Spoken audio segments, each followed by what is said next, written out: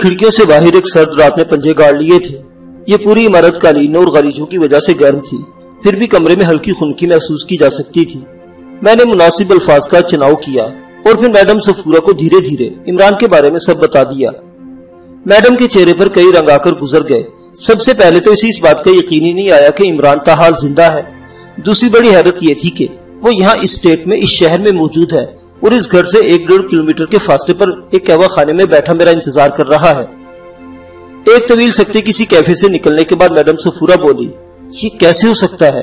سراج اور شریف وغیرہ نے اپنی آنکھوں سے دیکھا تھا، اس کے سینے پر گولیاں لگی تھی اور وہ پانی میں ڈوب گیا تھا۔ بے شک میڈم یہ سب کچھ ہوا، لیکن وہ پھر بھی بچا رہا۔ اس کے جسم پر بس 1-2 ہی گولیاں لگ سکی اور اس کے نشان اس کے جسم پر موجود ہیں۔ میں نے میڈم صفورہ کو امریکن بلٹ پروف جیکٹ کے بارے میں بتایا اور وہ باقی باتیں بھی بتائیں جو عمران نے میرے گوش گزار کی تھی۔ میں نے دیکھا صفورہ کی پیشانی پر پسینہ ہے، اس کی آنکھوں کے اندر گہرائی میں وہ سارے پرانے کرب جاگ گئے تھے جن کا تعلق لاہور والے واقعات سے اور پھر چھوٹی میڈم نادیہ کی موت سے تھا۔ میں نے لجاجت سے کہا، میڈم وقت کے ساتھ بہت کچھ تبدیل ہوا ہے، میں تبدیل ہوا ہوں، آپ ہوئی ہیں، ہمارے حالات، ہمارے گرد و پیش سب کچھ بدل گیا ہے۔ آپ نے ٹھیک کہا تھا، اب ہم ایک ہی کشتی کے سوار ہیں۔ میڈم بے شک وہ صدمہ شدید تھا جو آپ کو پہنچا، اس جیسے کم شدت کی اور بھی کئی صدمے ہیں جن کا تعلق ان دونوں سے ہے۔ کتنا اچھا ہو میڈم اگر ہم ان صدموں کو بھلا کر اپنی موت، اپنی موجودہ مصیبت سے نکلنے کے لیے کوئی مشترکہ کوشش کر سکیں۔ میڈم خاموش رہی، اس کا چہرہ پتھر کی طرح سخت تھا، آنکھوں کے کنارے سرخ ہو رہے تھے، لگتا تھا کہ وہ بڑی مشکل سے اپنے آتشی آنسو کو روکے ہوئے ہے۔ میں نے کہا، میڈم میں بڑے مان سے آپ کے پاس آیا ہوں اور وہ مان یہ ہے کہ جس طرح آپ نے مجھے معاف کیا ہے اسی طرح عمران کو بھی کر دیں گی۔ بے شک جرم بہت بڑا ہے، لیکن مجھے آپ کے ظرف کا آسرا ہے اور میرا دل کہتا ہے کہ آپ کا ظرف آپ کے غم و غصے سے کہیں زیادہ ہے۔ پلیز میڈم میں آپ سے وعدہ کرتا ہوں، ہم آپ کی دی ہوئی معافی کا حق ادا کر دیں گے، ہم آپ کے ایک اشارے پر اپنی جان ہتھیلیوں پر رکھ لیں گے۔ اللہ نے چاہا تو اس راجواڑے کی اونچی دیواریں اب زیادہ دیر ہمارا راستہ نہیں روک سکیں گی۔ میں جو کچھ کہہ رہا تھا دل کی گہرائی سے کہہ رہا تھا، اور کہتے ہیں کہ جو بات دل سے نکلتی ہے اثر رکھتی ہے۔ میں نرم و گداز لہجے میں بولتا رہا اور میڈم خاموشی سے سنتی رہی۔ کبھی اس کے چہرے پر گہرا کرب جھلکتا، کبھی وہ ایک طویل آہ بھر کر رہ جاتی۔ میری گفتگو کے دوران میں اس نے 1-2 سخت جملے بھی کہے، تاہم میں نے ان جملوں کا توڑ کیا اور عمران کے حوالے سے میڈم صفورہ کا غم و غصہ دور کرنے کی کوشش جاری رکھی۔ اس کوشش کا نتیجہ مثبت نکلا۔ بالآخر میڈم نے عمران کو یہاں لانے پر رضامندی ظاہر کر دی، تاہم اس نے کہا، وہ فی الحال میرے سامنے نہیں آئے، میں 1-2 دن میں خود ہی سے ملاقات کروں گی، اس دوران میں مجھے خود کو سنبھالنے میں مدد ملے گی۔ آپ جیسا کہتی ہیں ویسا ہی ہوگا میڈم، جو کچھ ہوا اس کا افسوس اور دکھ اسے بھی بے چین رکھتا ہے۔ وہ سمجھتا ہے کہ جب تک آپ سے معافی نہیں مانگے گا اور آپ اسے معاف نہیں کریں گی وہ ذہنی سکون سے دور رہے گا۔ میں نے اپنی طرف سے بات بناتے ہوئے کہا۔ میڈم نے ٹیشو پیپر سے اپنی آنکھوں کے نم کناروں کو صاف کیا اور اپنے بوائے کٹ بالوں میں انگلیاں پھیر کر اٹھ کھڑی ہوئی۔ میں بھی اٹھ کے وہ بولی، میں اپنے منیجر مدن کو بھیجتی ہوں، وہ تمہیں میری گاڑی میں لے جائے گا۔ کچھ دیر بعد ایک ہٹا کٹا خراٹشا شخص آن موجود ہوا، اس کی عمر 30 سال سے اوپر رہی ہوگی۔ اس نے بتایا کہ اس کا نام مدن ہے۔ میں نے مقامی طرز کی پگڑی پھر سر اور چہرے پر لپیٹ دی۔ بہرحال مدن نے مجھے سلطانہ کے شوہر مہروز کی حیثیت سے پہچان لیا تھا۔ ہم باہر نکل کر اسی شاندار گھوڑا گاڑی میں آ بیٹھے جس میں صفورہ یہاں پہنچی تھی۔ یہ بالکل بند گھوڑا گاڑی تھی، یخ بستہ ہوا اور سردی کے اثرات سے کافی حد تک محفوظ۔ ہم اس گھوڑا گاڑی پر دھندالود ندی کے کنارے کنارے چلتے مطلوبہ جگہ پر پہنچے۔ میں گھوڑا گاڑی کے اندر ہی رہا اور میجر مدن قہوہ خانے کے اندر سے عمران کو لے آیا۔ ہم نے واپسی کا سفر مکمل خاموشی سے طے کیا۔ منیجر مدن نے بات چیت کرنے کی کوشش کی، تاہم میں نے مختصر جواب دے کر اسے خاموش کر دیا۔ کچھ ہی دیر بعد ہم لال بھون کی ایک نہایت آرام دہ بیڈ روم میں موجود تھے۔ یہاں آتش دان میں آگ جل رہی تھی، شیشی کی الماری میں شراب کی بوتلیں چنی ہوئی تھی اور خوبصورت تپائی پر بسکٹ، پیسٹری، کاجو اور اس طرح کے دیگر لوازمات موجود تھے۔ ہم نے اپنی چادریں پگڑیاں وغیرہ اتاری اور ایزی موڈ میں ہو گئے۔ توقع کے مطابق میڈم صفورہ دوبارہ نظر نہیں آئی، تاہم کھانا پرتکلف تھا۔ بعد میں سبز چائے سے تواضع کی گئی۔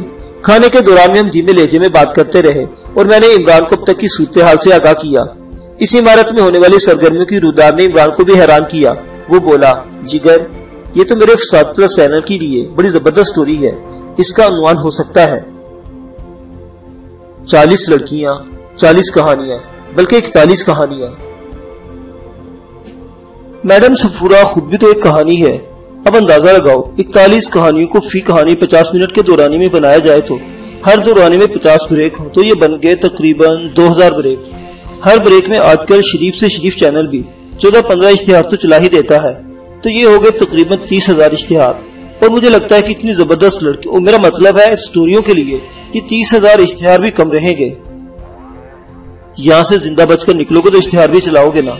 मैंने चाय का घूंट भरते हुए कहा। जिगर, मुझे ऐसी बातों से मत डराया करो, हमारा तो काम ही है पलटकर झपटना, झपटकर पलटना। जो कुछ तुम लोग झपटकर पलटते हो इसका भी सबको पता है। खबरदार, हम पर रिश्वत के इल्जाम न लगाना, वरना ब्रेकिंग न्यूज में जगह पा जाओगे। हम शाहीन सिफ्त लोग हैं, लेकिन हमने तो देखा है कि जहां वाकई खतरा हो वहां पुलिस वालों की तरह तुम लोग भी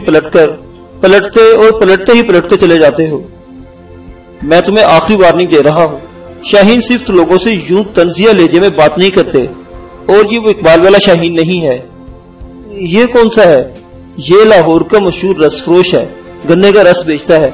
इसने ऐसा डबल एक्शन बेलना बनवाया है जो खुश गन्ने से भी 2-4 गिलास रस निकाल कर ही दिखा देता है।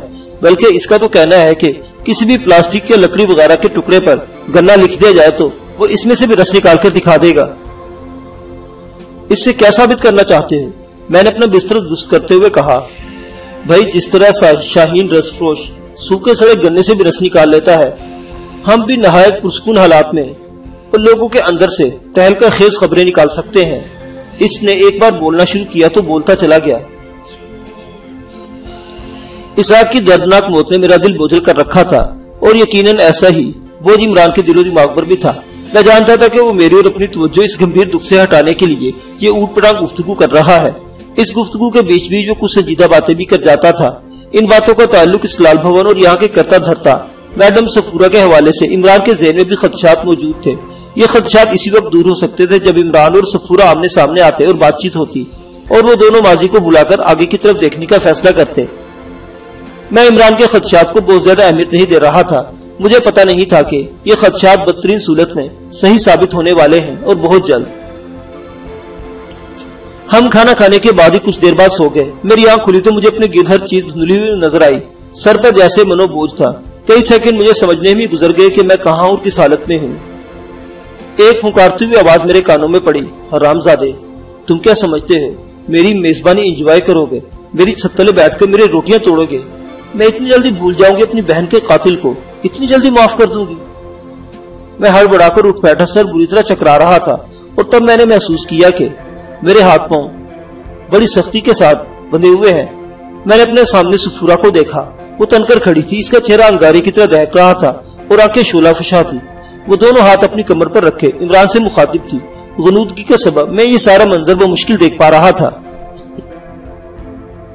मैं ये देखकर दंग रह गया कि इमरान के हाथ भी मेरी तरफ पुष्ट पर बंधे हुए हैं, और इसके पांव के गिर नायलॉन की सुर्ख रस्सी की मजबूत बंदिश है। मेरे जागने से पहले शायद इसे मारा भी गया था। वो बिस्तर के बजाय कालीन पर नजर आ रहा था, और इसके होंठ खून आलूद थे। मेरा ज़हन एक बार फिर तारीकी में डूबने लगा। मतली भी महसूस हो रही थी। मैंने बमुश्किल मैडम सफूरा को पुकारा। मैडम, ये क्या हो रहा है? आपने तो वादा किया था। खामोश, एक भारी बदकाना आवाज ने कहा, और इसके साथ मेरी पसलियों पर एक बेरहम ठोकर लगी। मैं कराह कर रह गया। ठोकर जोरदार थी, ताहम इसके इतना फायदा जरूर हुआ। मेरे दिमाग पर छाई हुई गहरी धुंध छटना शुरू हो गई। मैंने कोशिश की और बिस्तर पर उठकर बैठ गया। इमरान कालीन पर था और इसने दीवार से टेक लगा रखी थी। इसके चेहरे पर वही अजली इत्मीनान था जो बदतरीन हालात में भी इसके चेहरे से जुदा नहीं होता था। मैडम सफूरा ने इमरान के सर के बालों को अपनी मुट्ठी में जकड़ा और जोरदार झटके देकर बोली, यू बास्टर्ड, तुमने 3-4 साल को काफी अरसा समझा। शायद तुम्हें पता नहीं, 30-40 साल भी गुजर जाते तो मुझे तुम्हारी शक्ल भूलना थी और न तुम्हारा जुर्म। तुमने मेरी बहन को मारा, इसके बदले तुम्हें अपनी जान देना पड़ेगी। ये कोई आसान काम नहीं होगा। इसने चंद लम्हे तवक्कुफ किया और फिर अपनी पतलून की जेबों में हाथ डालते हुए कहा, हाँ, ये कोई आसान काम नहीं होगा। तुम तमन्ना करोगे कि काश तुम्हें उसी रात डेक नाले पर मर गए होते। सफूरा के लहजे में आग थी और जुनून था। वो इस औरत से बिल्कुल मुख्तलिफ नजर आ रही थी जिसे चंद माह पहले मैंने पगोडा में फर्श की सफाई करते देखा था, और इस औरत से भी जिससे कल शाम मैंने इसी इमारत में 1.5-2 घंटे बातचीत की थी।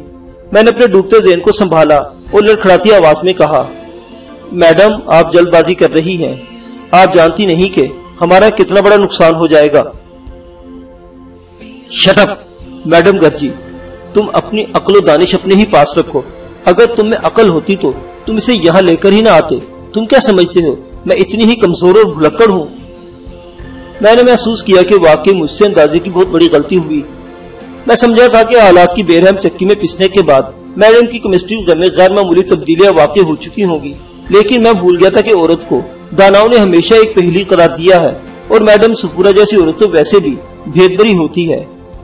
ہمیں یقیناً کھانے میں بے ہوشی کی زود اثر دوا دی گئی تھی. مجھے کھانے کے بعد کی کوئی بات یاد نہیں آ رہی تھی. اس کا مطلب تھا کہ ہم کھانا کھاتے ہی سو گئے تھے، اور پھر یہ گہری نیند بے ہوشی میں بدل گئی تھی. یقیناً یہ گہری بے ہوشی ہی تھی کہ عمران جیسا شخص بھی کچھ نہیں کر پایا تھا اور اب میری طرح بندھا ہوا پڑا تھا. میں نے وال کلاک پر نگاہ دوڑائی اور میری حیرانی میں اضافہ ہوا. اب صبح کے 4 بجنے والے تھے، یعنی ہم تقریباً 6 گھنٹے بعد ہوش میں آئے تھے. عمران غالباً مجھ سے پہلے ہوش میں آ گیا تھا، اور اس کا ثبوت یہ تھا کہ جب میرے ہوش و حواس بحال ہونا شروع ہوئے تو عمران کے ساتھ میڈم صفورہ کا وسیلہ مکالمہ جاری تھا. میڈم صفورہ نے عمران کے پہلو میں جوگر بورڈ کی زوردار ٹھوکر رسید کی اور پھنکاری. بتا کیا قصور تھا میری بہن کا؟ بس یہی نہ کہ تو اسے دوستی کر بیٹھی تھی. اتنے سے جرم کی اتنی سخت سزا دی تو نے اسے. میڈم وہ آپ کی بہن تھی، آپ کو اس کا کوئی قصور نظر نہیں آئے گا، لیکن اگر کوئی انصاف سے اس کے قصور لکھنے بیٹھے تو شاید ایک کتاب بن جائے. اس پوری کتاب کو ایک طرف رکھ دیا جائے اور اس کا صرف ایک جرم ہی دیکھا جائے تو وہ بھی اسے پھانسی کے پھندے تک پہنچا سکتا تھا. بے گناہ سلیم کی موت کوئی معمولی واقعہ نہیں تھا میڈم، لیکن ہم ان باتوں میں پڑیں گے تو یہ بحث کبھی ختم نہیں ہو سکے گی. عمران بولا. گھبراؤ مت، میں تمہیں بحث ختم کرنے کی پوزیشن میں نہیں چھوڑوں گی. میڈم پھکاری. تمہیں صرف اپنی جان کی دہائی دینے کے سوا کوئی خیال ہی نہیں آئے گا. ایک دم عمران اپنے مخصوص ہلکے پھلکے موڈ میں آ گیا اور بولا. میڈم شاید آپ کو کسی نے بتا دیا ہے کہ آپ غصے میں زیادہ خوبصورت نظر آتی ہیں. یہی وجہ ہے کہ آپ ہر 2 منٹ بعد گرجنے برسنے کا کوئی بہانہ ڈھونڈ لیتی ہیں. میرا اندازہ ہے کہ تم بھی روتے چلاتے اور مچھلی کی طرح تڑپتے ہوئے کافی اچھے لگنے لگو گے. میں اس کی تصدیق کرنا چاہتی ہوں. وہ خوفناک انداز میں بولی. یہ دیکھیں، جو آپ کا غصہ بڑھ رہا ہے آپ کی خوبصورتی میں اضافہ ہوتا چلا جا رہا ہے. یہ سلسلہ جاری رہا تو آپ اگلے 2-4 منٹ میں ضرور کلو پترا بن جائے گی. اگلے 2-4 منٹ میں اور بھی بہت کچھ ہوگا. ہم دیکھیں گے کہ ایک مسخرہ اپنی چوکڑی بھول کر کس طرح روتا چلاتا ہے اور زندگی کی بھیک مانگتا ہے. میڈم نے کہا. آپ مستقبل کی بات اتنی یقین سے کیوں کرتی ہیں میڈم؟ گلوکار مکیش صاحب کہہ گئے ہیں، آگے بھی جانے نہ تو، پیچھے بھی جانے نہ تو، جو کچھ ہے بس یہی ایک پل ہے. میڈم صفورہ بغیر کچھ کہے لکڑی کی الماری کی طرف گھومی. اس نے الماری کھولی اور اندر سے ایک سرنج اور انجیکشن نکال لیا. میڈم کے چہرے پر انتہا درجے کی بے رحمی دکھائی دے رہی تھی. یہ وہی میڈم تھی جسے ہم نے ایک عرصہ پہلے لال کوٹھیوں میں دیکھا تھا. اس کے روب داب سے ارد گرد کی ہر شے سہمی ہوئی رہتی تھی. اس کے طور اتوار میں کسی شعلہ مزاجی ملکہ کی جھلکیاں تھیں. یہ کس چیز کا انجیکشن ہے میڈم؟ عمران نے معصومیت سے پوچھا. یہ بولتی بند کرنے کے لیے ہے، اس نے ترنت جواب دیا. تو پھر یہ آپ کو خود کیوں نہیں لگا لیتی؟ مجھے تو ڈر ہے کہ آپ اس طرح بولتی رہیں اور آپ کا غصہ شریف بڑھتا رہا تو آپ کلو پترا سے بھی 2-4 ہاتھ آگے نکل جائیں گی. اتنا زیادہ حسن ہم سے برداشت نہیں ہوگا، خاص طور سے مجھ سے تو بالکل بھی نہیں. یہ نہ ہو کہ میں رسیاں توڑ کر دھڑام سے آپ کے اوپر آ گروں اور یہیں اس قالین پر عشق کی انتہا ہو جائے. میڈم نے اس مرتبہ جواب میں کچھ نہیں کہا. غالباً وہ عمران کی خوشگفتاری کا عملی جواب دینا چاہتی تھی. اس نے بڑے اطمینان سے انجیکشن کی وائل کو شیک کیا اور پھر اسے اوپر اٹھا کر سرنج میں بھرنا شروع کر دیا. یہ ہلکے سبز رنگ کا انجیکشن تھا. اچانک مجھے جارج گورا کی جیل کے قیدی عبدالرحیم کی بات یاد آ گئی. اس نے جارج کی جیل میں ستمگری کے ہتھ کنڈوں کا ذکر کرتے ہوئے خاص قسم کے انجیکشن کا بھی ذکر کیا تھا. اس نے بتایا تھا کہ یہ منحوس انجیکشن جارج کے بیلوئی سرجن سٹیل کا ایجاد کرتا ہے. یہ معطوب قیدی کو لگا دیا جاتا ہے اور وہ کم از کم 12 گھنٹے کے لیے زندگی اور موت کے درمیان لٹک جاتا ہے. پورے جسم پر سرخ نشان نمودار ہوتے ہیں اور اتنا شدید درد ہوتا ہے کہ قیدی بلک بلک کر موت کی بھیک مانگنے لگتا ہے. سخت سے سخت جان قیدی بھی اس طرح کے زیادہ سے زیادہ 3 انجیکشن برداشت کر پاتا ہے اور 36 گھنٹے بعد موت کے منہ میں چلا جاتا ہے. میرے جسم کے مساموں سے پسینہ بہ نکلا. میرے دل نے گواہی دی کہ آہنے دروازے والے اس ساؤنڈ پروف کمرے میں عمران بھی اس مہلک ترین انجیکشن کا شکار ہونے والا ہے.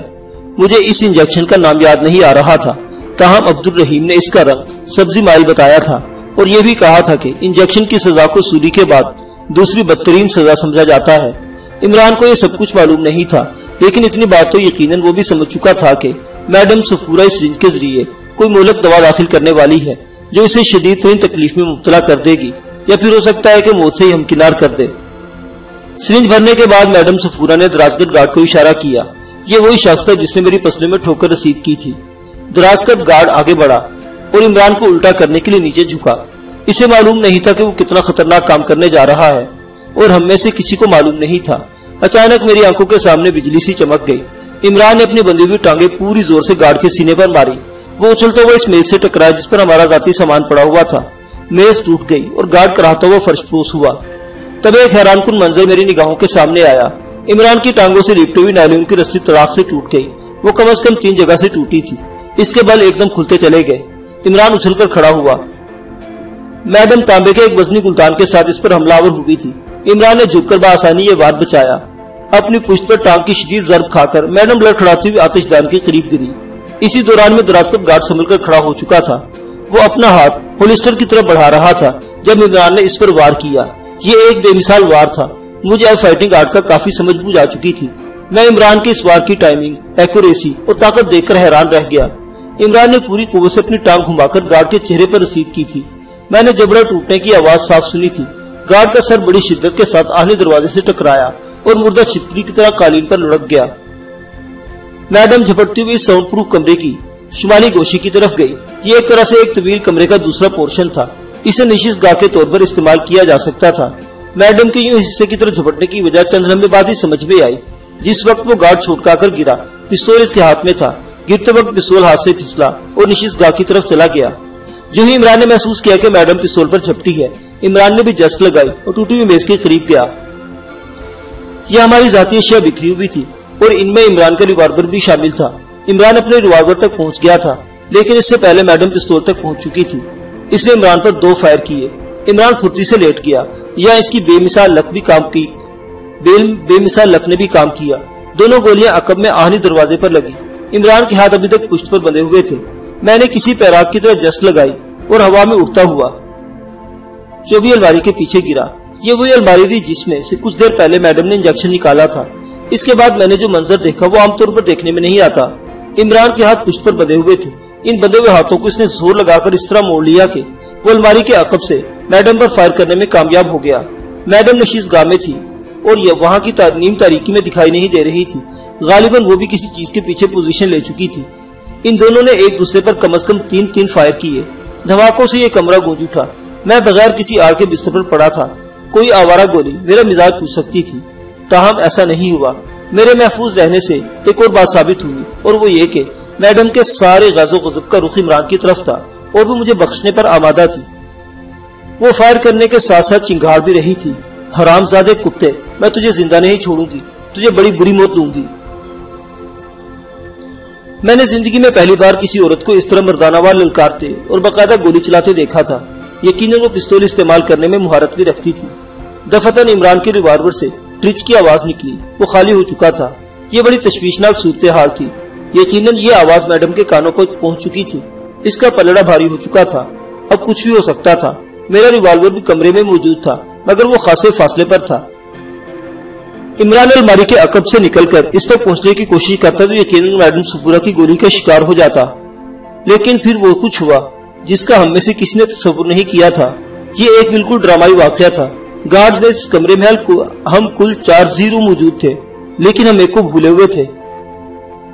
اچانک میں نے میڈم کی کربناک آواز سنی۔ بالکل یہی لگا جیسے کسی نے اچانک اس پر خنجر چلا دیا ہو۔ وہ نہ صرف چلائی بلکہ لڑکھڑا کر کسی چیز پر گری۔ او گاڈ، وہ دہشت سے پکارتی چلی جا رہی تھی۔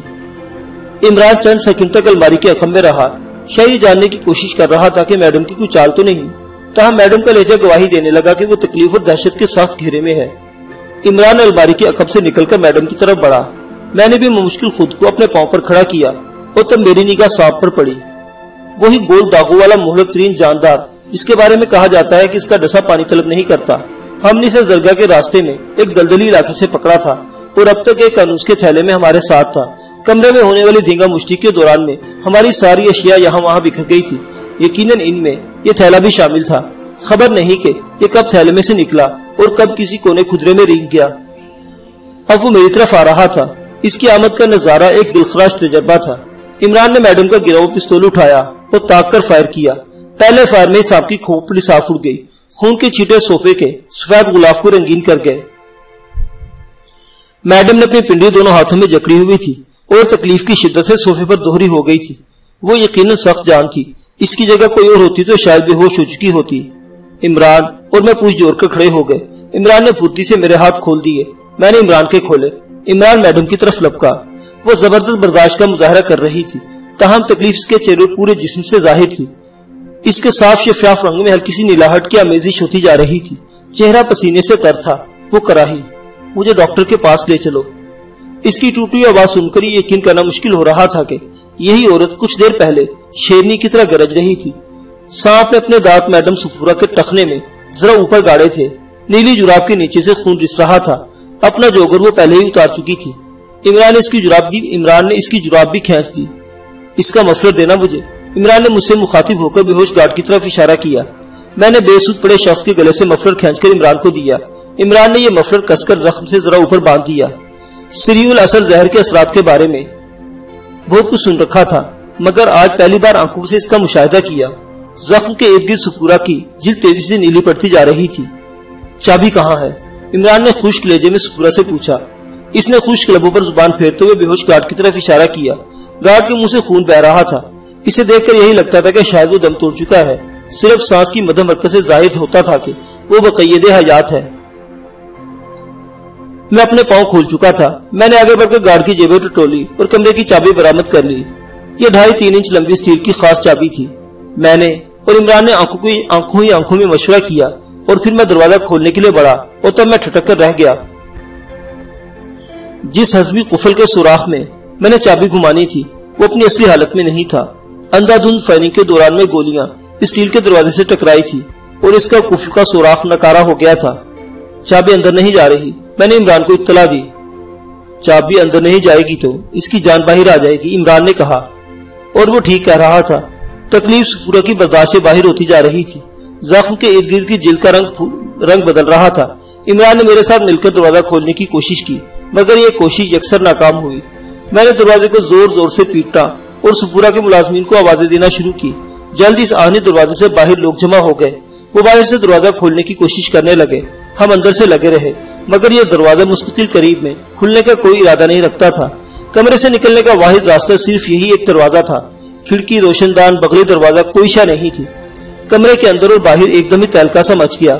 دونوں طرف سے دروازہ کھولنے کی کوشش کی جا رہی تھی۔ وہ ٹس سے مس نہیں ہو رہا تھا۔ عمران نے بڑبڑاتے ہوئے کہا، شاید اسی موقع کے لیے کہا جاتا ہے، لو آپ اپنے دام میں، صیاد آ گیا۔ وہ پلٹ کر میڈم صفورہ کی طرف بڑھا اور اس کے زخم کا معائنہ کرنے لگا۔ پھر میں نے ایک عجیب منظر دیکھا۔ میرا یہ یار واقعی انوکھا تھا، سب سے منفرد، سب سے جدا۔ وہ یوں ہی دلوں میں جگہ نہیں بناتا تھا، یوں ہی تو وہ رگے جامے سما کر دھڑکنوں کا حصہ نہیں بن جاتا تھا۔ اگر وقت پڑنے پر فولاد تھا تو وقت پڑنے پر ریشم کی طرح نرم و چاندنی کی طرح گداس بھی ہو جاتا تھا۔ میں عمران کی بات کر رہا ہوں، جو میری توانائیوں کا سرچشمہ تھا اور میرے لیے زندگی کا دوسرا نام بن چکا تھا۔ اس نے میڈم صفورہ کی پنڈلی کو دونوں ہاتھوں سے دبایا، پھر اس کے نہایت خطرناک زخم پر اپنے ہونٹ رکھ دیے۔ وہ اپنے ہونٹوں کی پوری طاقت سے زخم کا مواد چوس چوس کر ایک گلاس میں تھوکنے لگا۔ عمران، یہ کیا کر رہے ہو؟ میں نے بے تاب ہو کر کہا۔ اس نے ہاتھ کے اشارے سے مجھے تسلی دی اور اپنا کام جاری رکھا۔ گلاس میں خون جمع ہو رہا تھا اور اس خون سے عمران کی خوبصورت ہونٹ بھی لتھڑے ہوئے تھے۔ بظاہر صرف خون تھا، لیکن اس میں یقیناً سانپ کا سریع الاثر زہر بھی شامل تھا۔ جب زخم سے نکلنے والا مواد کم ہو گیا تو عمران نے شکاری چاقو کی مدد سے زخم کے گرد اور گہرے کٹ لگائے اور وہاں سے بھی زہر چوسنا شروع کیا۔ میڈم پر اب غشی کی سی کیفیت طاری تھی۔ کمرے میں رکھے ہوئے انٹرکام کی گھنٹی بجی۔ باہر سے میڈم صفورہ کے مینیجر مدن کی بوکھلائی اور آواز سنائی دی، اندر کیا ہو گیا ہے؟ دروازہ کیوں نہیں کھل رہا؟ میڈم شدید زخمی ہو گئی، انہیں فوری طور پر ڈاکٹر کے پاس لے جانے کی ضرورت ہے۔ کسی بھی طرح دروازہ کھولو، کھل نہیں کھلتا تو توڑ دو، میں نے کہا۔ صرف چند سیکنڈ بعد آہنی دروازے کے باہر سے وزنی ہتھوڑے کی زوردار ضربیں لگائی گئی۔ یہ ضربیں ہضمی کفر کی جگہ پر لگائی جا رہی تھی۔ ضربوں سے پیدا ہونے والا شور قیامت خیز تھا۔ مردے بھی قبروں میں جاگ سکتے تھے اور گارڈ مرا نہیں تھا، صرف بے ہوش ہوا تھا۔ وہ کسمسانے اور کراہنے لگا۔ میں اس کی طرف سے چوکس ہو گیا۔ اس کے ساتھ ہی مقامی طرز کی رنگین پگڑی میں نے اپنا منہ پھر لپیٹ لیا۔ میں نہیں چاہتا تھا کہ لال بھون کے عام ملازمین میری صورت دیکھیں۔ اسی دوران میں آہنی دروازہ ایک دھماکے سے کھل گیا۔ سفورہ کے درجنوں ملازمین بھرا مار کر اندر گھس آئے۔ انہیں کچھ سمجھ نہیں آ رہی تھی کہ یہاں کیا ہوا ہے۔ قسمساتہ زخمی گارڈ، سانپ کی لاش، عمران کا خون آلود منہ، سارے مناظر انہیں مزید ششدر کر رہے تھے۔ عمران گرجا، جلدی کرو، میڈم کو اسپتال لے جانا ہے۔ کئی افراد میڈم پر جھک گئے اور اسے ہاتھوں پر اٹھا لیا۔ میڈم کو ہسپتال لے جانے کی ضرورت نہیں پڑی تھی۔ وہیں لال بھون میں ڈاکٹر اسٹیل کا ایک تجربہ کار معاون پہنچ گیا۔ اس نے میڈم کو 1-2 انجیکشن دیے، ڈرپ لگائی اور میڈم کی طبیعت بحال ہونا شروع ہو گئی۔ در حقیقت عمران کے بروقت اور دلیرانہ اقدام نے میڈم کو شدید خطرے سے دوچار ہونے سے بچا لیا تھا، لیکن عمران کو بھی اس کا کچھ خمیازہ بھگتنا پڑا۔ رات کو عمران کا منہ سوج گیا اور یہ سوجن باہر ہی نہیں منہ کے اندر بھی تھی۔ اسے زبان ہلانے میں بھی دشواری ہونے لگی۔ الگ صبح میں نے میڈم کے مینیجر مدن کو بتایا۔ اس کو بھی یہ بات معلوم ہو چکی تھی کہ عمران نے ہنگامی طبی امداد کے طور پر میڈم کے زخم پر منہ رکھا تھا اور اس کا زہر نکالا تھا۔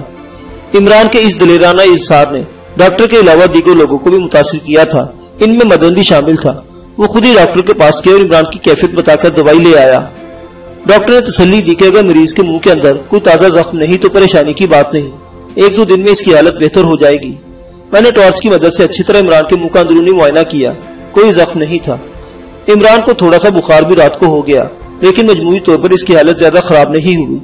دوسری طرف میڈم کی حالت بھی تیزی سے بہتر ہو رہی تھی۔ اگلے صبح میں میڈم کی خبر گیری کے لیے اس پورشن کی طرف گیا جہاں میڈم کی رہائش تھی۔ میڈم تک پہنچنے میں مینیجر مدن نے میری مدد کی۔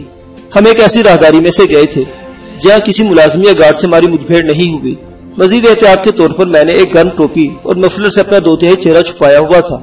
ایک بلند و بالا دروازے سے گزر کر ہم ایک شاندار بیڈ روم میں پہنچے۔ یہاں ایرانی قالین بچھے تھے اور کھڑکیوں پر دبیز پردے جھول رہے تھے۔ میڈم سفید بدلے بستر پر لیٹی تھی۔ اسے ابھی تک ڈپ لگی ہوئی تھی، پاؤں پر پٹی بندھی ہوئی تھی۔ اس پاک چہرے کے ساتھ میری طرف دیکھتی رہی، آنکھیں بھی بالکل بے تاثر تھی۔ اگر میرا خیال تھا کہ میڈم کے انداز میں نرمی یا احسان مندی نظر آئے گی تو مجھے مایوسی ہوئی۔ میں نے اس کا حال احوال پوچھا، اس نے مختصر جواب دیے۔ میں کئی منٹ اس کے پاس رکا۔ اس دوران میں منتظر رہا کہ شاید وہ عمران کے بارے میں کچھ پوچھے، مگر ایسا نہیں ہوا۔ بالآخر میں اس سے اجازت لے کر واپس ہو گیا۔ مینیجر مدن بھی میرے ساتھ تھا۔ جب ہم دروازے پر پہنچے تو میڈم سفورہ نے مجھے آواز دی، تابش۔ جی میڈم، میں نے پلٹ کر کہا۔ تمہارے دوست کا حال اب کیسا ہے؟ جی میڈم، کل شام تک تو بالکل ٹھیک نہیں تھا، اب تھوڑا سا بہتر ہے۔ مدن لال، میڈم نے مینیجر کو مخاطب کیا۔ جی میڈم، اس نے ادب سے جھک کر کہا۔ ناشتے کے بعد ڈاکٹر کو بلاؤ، اس سے کہو کہ وہ اس کے دوست کو اچھی طرح دیکھے اور میڈیسن تجویز کرے۔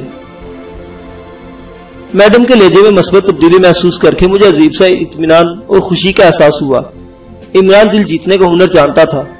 کبھی کبھی اس کی یہ صلاحیت جادو جیسی لگتی تھی، شاید یہاں بھی اس کی جادوگری نے کام دکھایا تھا۔ معزز سامعین حضرات، یہ دلچسپ ترین داستان ابھی جاری ہے، بقیہ واقعات اگلی قسط میں۔ اللہ حافظ۔